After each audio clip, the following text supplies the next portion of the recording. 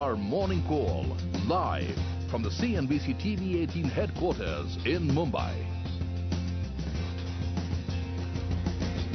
Good morning. Welcome to Morning Call. I'm Lata Venkatesh. With me is Sonia Shenoy. It's a new month ahead of us. It's a Diwali month. It's Bihar results month. A lot of cues in store for the market this Monday morning. Morning, Sonia. Hi, Lata. Good morning. Yes, when I walked into the office today, I saw all of those Diwali lights, and then we realized that, it's the start of the festive season. So hope there's a lot of joy on the streets as well. But for our own markets, the month of October has been good, especially as far as the global cues were concerned. Most of those markets were up more than 8%. But what's the setup as we head into trade today? Well, actually, the global cues were much better for other markets than it was for us. That's the message from October. In October, for instance, the FTSE rose by almost 5%, one of its biggest gains in the past 2.5 years. The Nikkei has risen by 8%, its best gain since 2013. S&P risen by 8%. That's again its biggest gain in about 4 years. For the FTSE, actually, it's the biggest gain in 6 years. For Shanghai, again, it's a 10% gain. That's one of the best months in this year. Our gain has been much more modest at 1.5%. So we were clear underperformers, actually, in October, though net there have been FII flows. Year to date as well, this has been a preference for DM markets over emerging markets. There's no two ways about it, even if you looked at the year-to-date returns.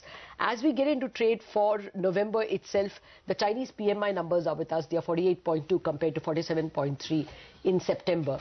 It's better than September, but the correct way to look at it is not as bad or as horrendous as September. Okay. But still 48 is a contracting economy. So the global cues as far as emerging markets are concerned are still wishy-washy. The only positive part is all central bankers are printing notes. Okay, yes, I don't know whether that's a long-term positive or not, because that means that growth has not picked up just yet. But what about the local cues? Well, local cues I think are looking even more mixed. For instance, ICICI. Actually, as you look at the detailed numbers, clearly ICICI's Q2 is better than Q1 and ICICI's Q2 is better than Axis's Q2. So that's the positive. But then the positive seems to end there as far as the financial sector is concerned. If you looked at IDFC and IOB, horrendous numbers. Likewise, the rest of the numbers, manufacturing, if you put a Titan which is weak versus a bunch of others which are okay, it's a very, very mixed bag, more negative. But I think the positive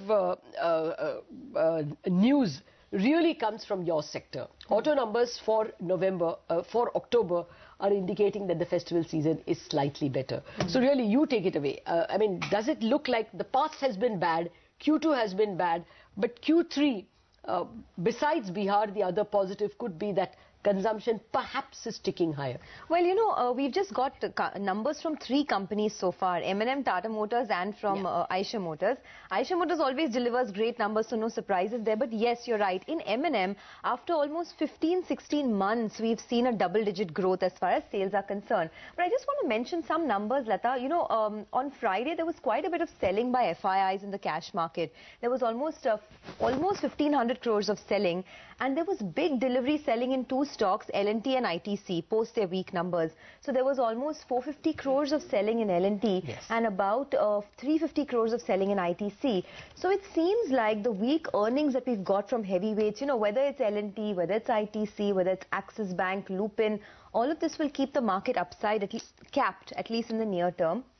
And for L&T as well, the fact that they've cut their order inflow guidance has also spooked the street. So that's the sense that I'm getting. But let's see, maybe we'll get more numbers from the auto sector that could perhaps dampen the mood. The initial sense is there is a little bit of pickup, but earnings still continue to be weak, and that could keep the upside cap. And the other upside that we were discussing before the show started is in the aviation space. I mean, it isn't just the Indigo performance.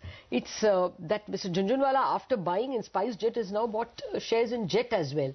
Now, these are savvy investors. So if there is a pickup, then clearly they are looking at some bit of perhaps return of the customer, as well as improvement in the economy, as and when it happens, hopefully when the aviation policy kicks in.